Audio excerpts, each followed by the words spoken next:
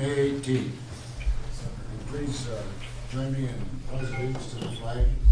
I pledge allegiance to the flag of the United States of America and to the republic for which it stands, one nation, under God, indivisible, with liberty and justice for all. Thank you. Could we have roll call? Nelson? Yes. Matt? Yep. Donlin? Here. Goodchild? Yes. Yes. Okay. Motion to approve the agenda. Second. Motion made and second to approve the agenda. All those in favor say aye. Aye. Opposed? Aye. Motion carried. Close enough.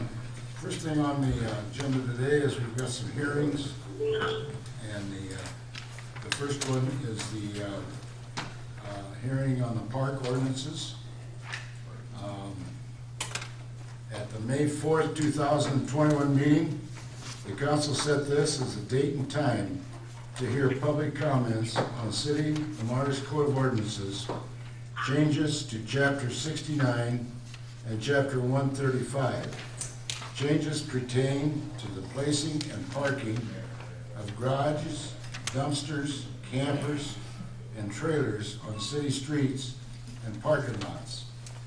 The proposed changes are attached. At this time, I'm going to open up the hearing and ask if there's any written or oral objections or comments on the proposed changes that we're looking at. I will ask once again if there's any comments in regard to the hearing here. Hearing or seeing none, at this time, I'm going to announce that the time is receiving objections is closed. I assume the council members had a chance to look through these, and we entertain any questions or anything that anybody has. What do we currently have on the books for unhooked trailers and moving vehicles periodically in the streets? What do we have on the books right now? Well, we have 48 hours. 48 hours to move vehicles. They can be on the street for 48 consecutive hours. Okay. And do we have anything about unhooked trailers? Or does that apply?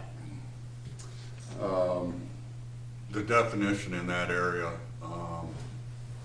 vehicles also includes trailers. Okay. Okay. That's just in the definition of vehicles as it pertains to Okay. the parking. So let me ask this question. Shipper's here, Vandebeck's here, Drake's here, Jason's here. I took a roll call, didn't I? Anyway, how many tickets did we issue last year in violation of what we have on the books? I don't know. For the trailers themselves?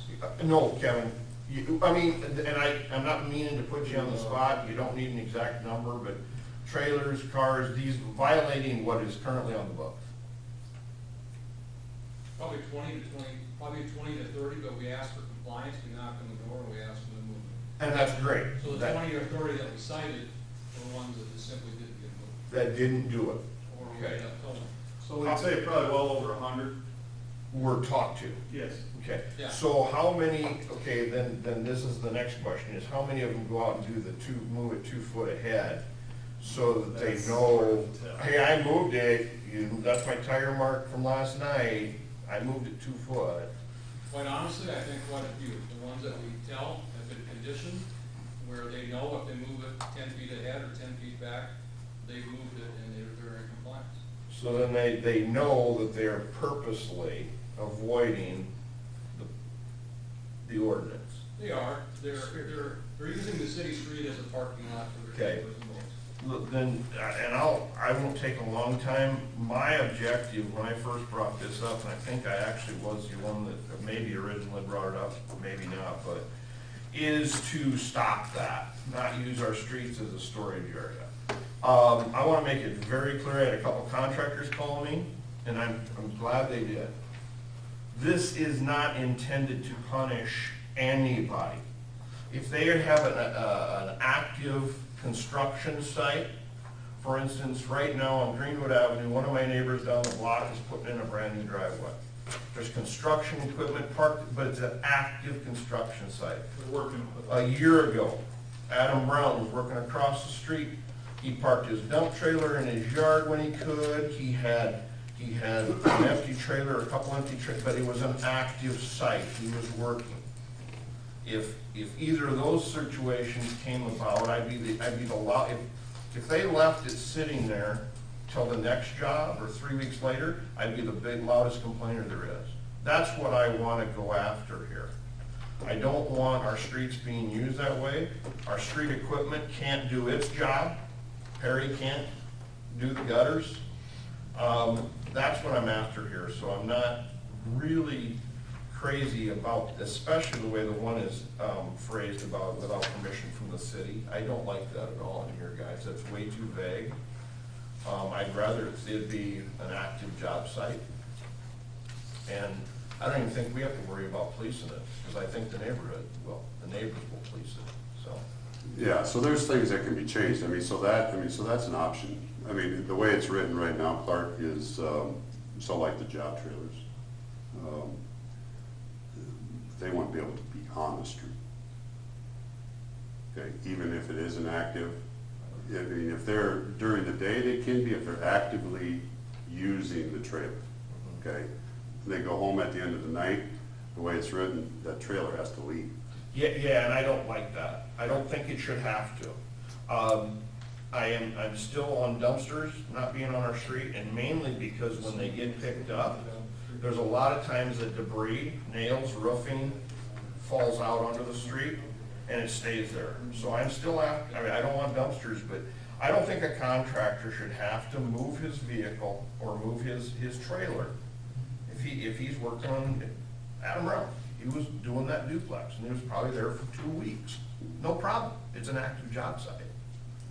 The problem we have, Clark, is then we still can't get down the street.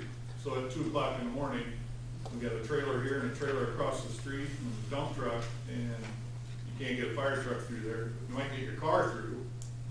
At least if they're there working, they can move it for you. That's the only concern we had. Yeah, so there's, I did some research of communities.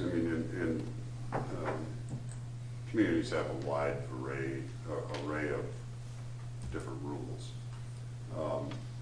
Ames, when I looked at Ames, theirs is similar to what you're getting at as far as construction trailers.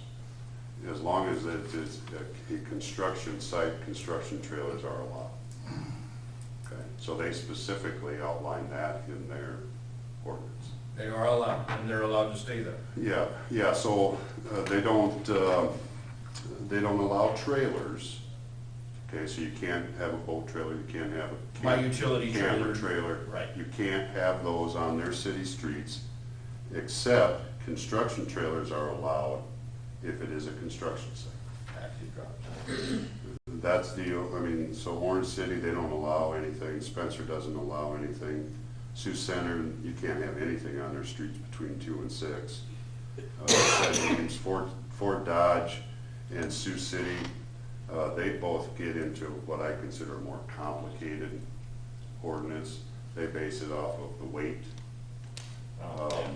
and they put time limits on things. Sure. So 30 minutes, so like the loading, unloading thing, if you're unloading, loading, if you do it at a certain time, you can be there for 30 minutes. If you do it at a different time of day, you can be there for 60 minutes. To me, that's just a whole lot of stuff that somebody's got to keep track of. So there's things, the good thing about this, I'm assuming this is probably going to go through 3 readings. So there's plenty of time to do those little tweaks if we want to. We could still talk about if we're all still comfortable with the fine amount. Well, let me back up a little bit. Did anybody else? I did receive one email on the subject. I think I did too, Bill. On a camper? Oh, yeah, I think you guys, On a I think he camper. said he was gonna send it to all of you guys. Yep. So that's the only conversation I've had. I sent him my cell phone number, and he never called me, because I said I'd like to talk to you. Okay.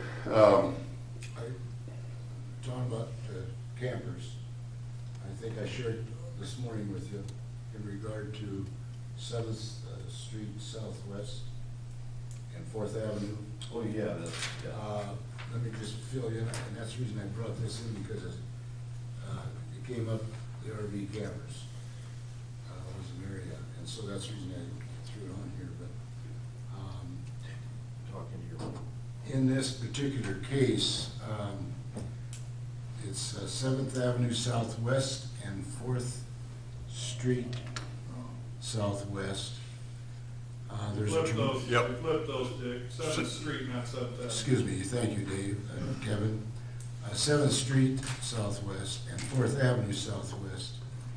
And this particular thing, I got a notice yesterday from some people out there that this actually started back in 2018 when there was a crash on that corner.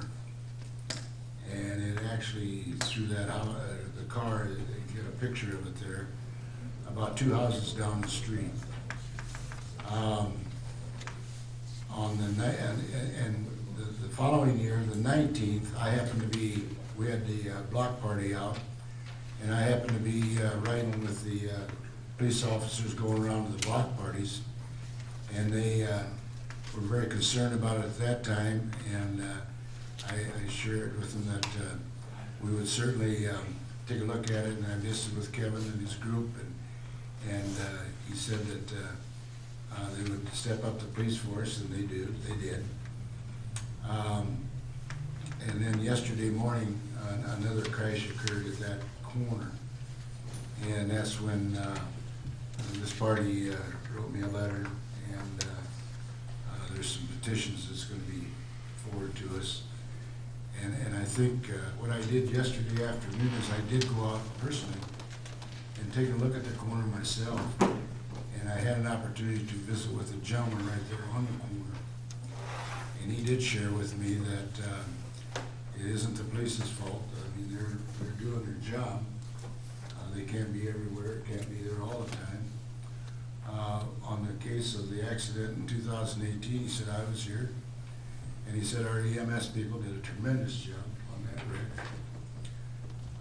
And he said that you ought to take a look at, and he didn't know this was on today.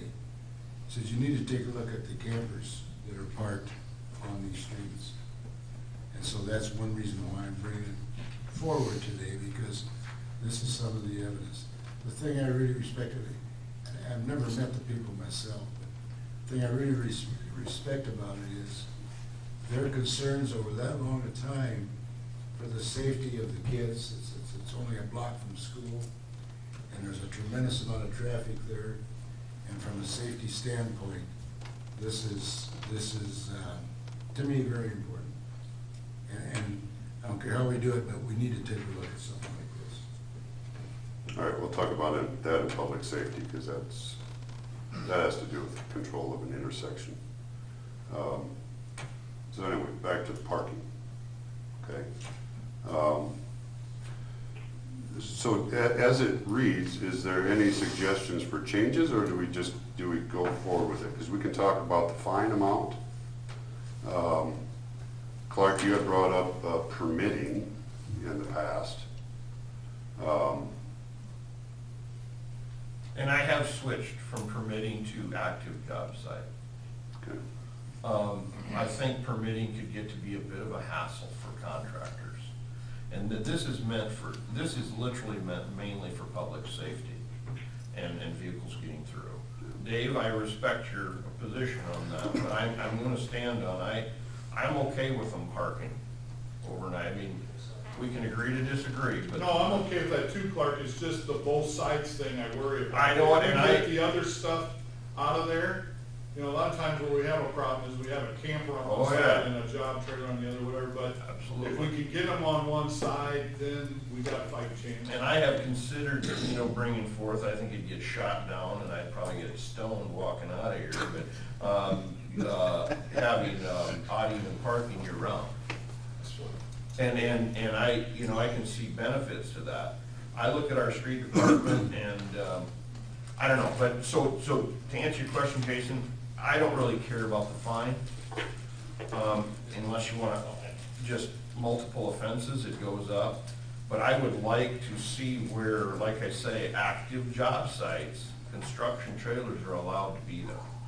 And if it's a 2-day or a 2-week-long job site, I'm okay with it as long as it's an active job site. What if it's a 2-day job that takes 3 months? That's why the permission of the city should be in. But here, It's very different. my question there would be, then if I'm across the street from it, Mike, I'm gonna say, Joe's Concrete has not been back here for 2 weeks, so it's not an active job site. I do disagree with you, because active means, yeah, sure, you gotta wait for the concrete to set up for 2 days, your trailer's sitting there 3 days, whatever, you come back, that's an active job site. But that's just my opinion. Yeah, and I respect your opinion, it's just gonna put a greater burden on our police force. You know, they go from just patrolling where something's parked to, is it active, is it not? And, you know, the way the ordinance is written now, if they get permission from the city, they can be there. I think the park we did sometime back in the early days of my tenure here, tried to do year-round, not even parking. It was quite full in there a couple times. That was before we took half the chairs out. It was way full. They were out in the hall, if I remember right. And they acted like the street was their property. The street in front of their house is their property. We explained to them it wasn't. Not only was it not, some of the area that they were mowing was not their property. They didn't like that answer either. But we got to the deal where we're moving it, and it appeased quite a few people, but I'm with you, Clark, that sometimes it becomes a situation that this weaving in and out on a lot of these smaller streets in the main part of town wasn't set up for the size of vehicles or the types of trailers that we now have on the property. I think what we got in the ordinance is well worth reading, number one. But I think if we want to tweak some of the words, we can do that at 2 or 3 before we actually pass the thing. But I don't think that people can necessarily buy boats and trailers and RVs and trailers and let them sit on the city streets 24/7, 180 days a year, and, you know, affect their neighborhood, affect their neighbors, so that's what I remember. Maybe somebody else remembers back in those days, that was a long time ago, but we definitely had a deal where we were gonna not take it off in April 1st or whatever, and they thought that we were being way too ridiculous, so. Do we want, I'll bring it up because it was in that email, I think that all you got. And we talked about it before. What about the boat trailer or the camper that's attached to a pickup that's brought in on a Thursday night and they plan on leaving Friday morning? How do we deal with those? That's how that email ran, and I responded to that person. He's never gotten back to me, so I don't know his particular situation. But I know reading through the lines, between the lines on that, I think there's more to it. If that's what people were doing, I'm gonna bring my camper home on Thursday because we're leaving Friday night or Saturday morning, and then he puts it away again on Sunday when he gets home, but he doesn't.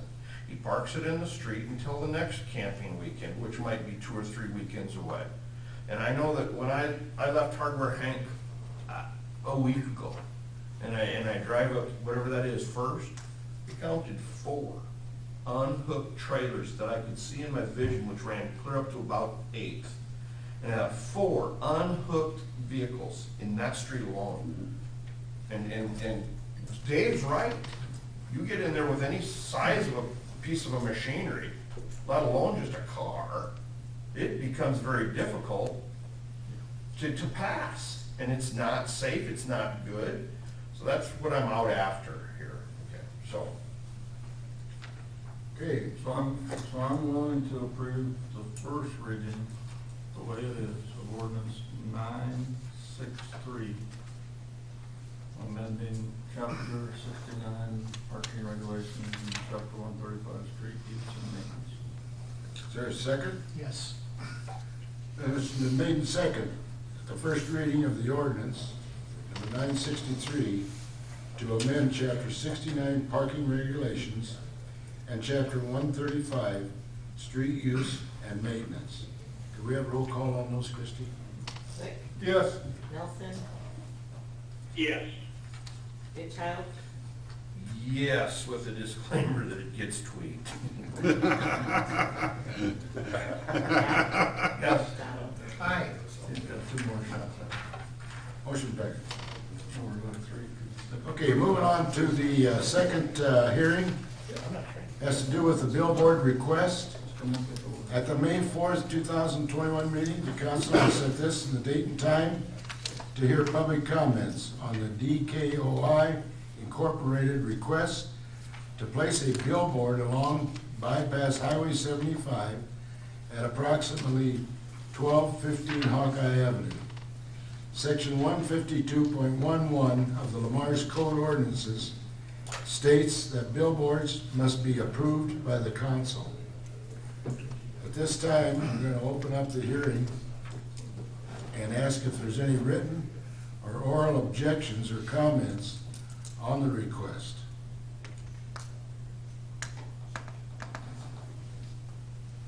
Oh, excuse me, sir. Yeah, please, state your name and address. My name's Eric Vanderskat. I'm with Okay. Decoy Digital Signs. And yeah, I'm just here if you have any questions. Any questions for Eric or?